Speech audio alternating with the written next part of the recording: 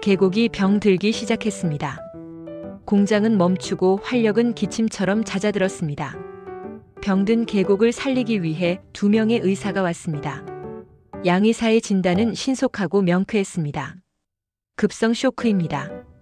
당장의 고통을 잡아야 합니다.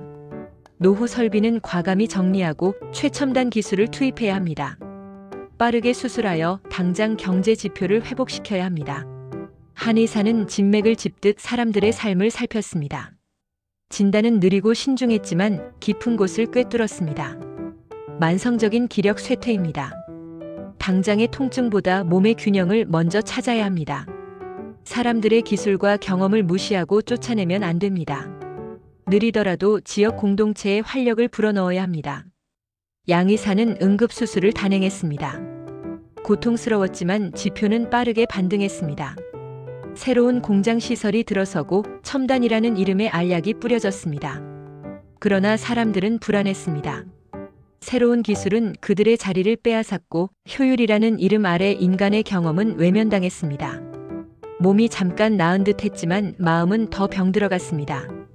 한 의사는 맞춤형 탕약을 처방했습니다. 오래된 장인의 기술을 현대적인 소규모 협동조합으로 엮고 땅에서 나는 작은 것들의 가치를 다시 찾게 했습니다. 느렸지만 계곡의 뿌리가 단단해지기 시작했습니다. 양 의사의 구조조정은 단기적인 통증은 잡았지만 병의 근본 원인인 공동체의 균형을 회복시켜 경제의 생명력까지 살려내지는 못했습니다. 반면 한의학적 구조조정은 느렸지만 공동체의 기력을 회복시키고 지속 가능한 생명력을 불어넣었습니다. 앞서 얘기는 한의학과 양의학으로 본 경제 구조 조정의 철학과 정책적 함의라는 주제를 상징적으로 그려본 것입니다. 실제 의학과 차이가 있을 수 있으니 넓은 의미의 비유와 은유로만 봐주시기 바랍니다. 의학에는 2가지 큰 흐름이 있죠. 양의학은 원인을 찾아내어 외과적으로 제거하거나 약물로 빠르게 치료합니다. 한의학은 몸 전체의 균형과 기운의 흐름을 조절하여 스스로 회복하도록 돕습니다. 이 두 접근은 경제 정책, 특히 구조조정 정책에서도 중요한 시사점을 줍니다. 양의학은 병든 부위를 찾아내어 제거한다는 철학을 가지고 있습니다. 한의학은 병의 원인은 몸 전체의 불균형이라고 봅니다. 이 차이를 경제 구조조정에 적용해 봅니다. 양의학식 구조조정은 부실기업 퇴출, 금리 인상, 긴축 재정, 구조개혁 압박 등 빠르고 강력한 조치들입니다.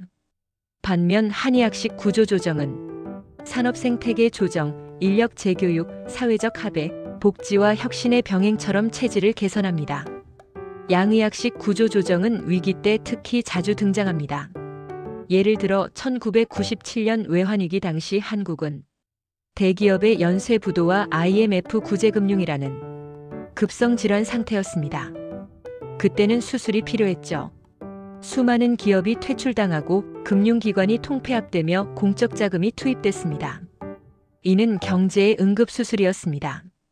양의학식 처방은 즉각적 효과는 있으나 부작용을 동반하고 장기적으로는 회복력을 약화시킬 수 있다는 한계가 있습니다. 반대로 한의학식 구조조정은 경제의 흐름을 기혈순환으로 본다는 점에서 의미가 있습니다. 자본의 순환, 노동의 순환, 기술의 순환이 막히면 경제도 병듭니다. 따라서 구조조정은 단순히 퇴출이 아니라 순환의 회복이어야 합니다. 예를 들어 기업의 경쟁력이 떨어졌다면 단순히 문을 닫게 하는 것이 아니라 해당 인력과 자본이 새로운 산업으로 자연스럽게 이동할 수 있도록 제도를 만드는 것이 중요합니다. 이것이 한의학식 구조조정의 핵심입니다. 또한 한의학은 개인의 체질을 고려하듯 국가 경제의 구조조정도 그 나라의 체질, 예를 들어 노동문화, 복지 수준, 교육 체계를 감안해야 합니다. 한의학적 접근은 느리지만 사회적 저항이 적고 지속 가능한 체질 개선을 가능하게 합니다. 단기 실적보다 산업 생태계의 균형을 중시하기에 위기에도 강한 복원력을 보입니다.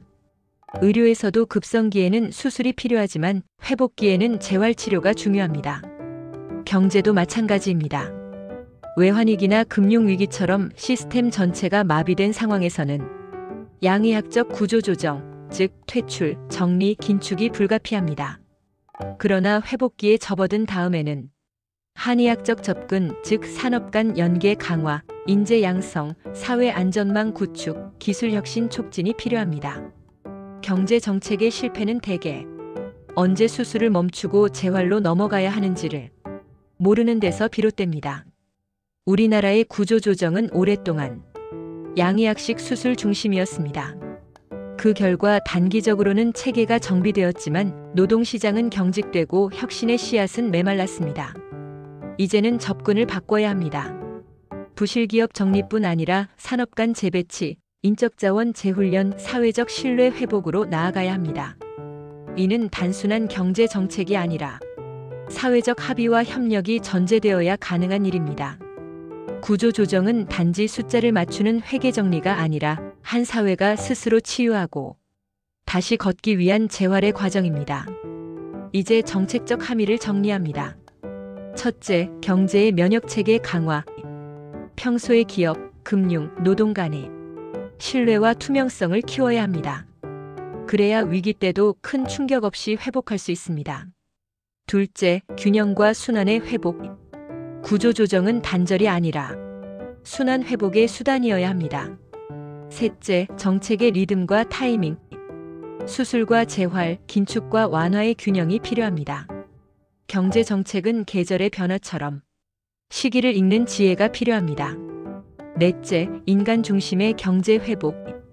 경제 정책도 사람의 삶과 심리를 고려해야 진정한 치유가 가능합니다. 정리해보면 경제 구조 조정에서 한의학과 양의학은 대립하는 개념이 아니라 상호 보완적인 지혜입니다. 경제는 생명체와 같습니다. 강제로 밀어붙이면 상처가 남고 균형 있게 조절하면 스스로 회복합니다.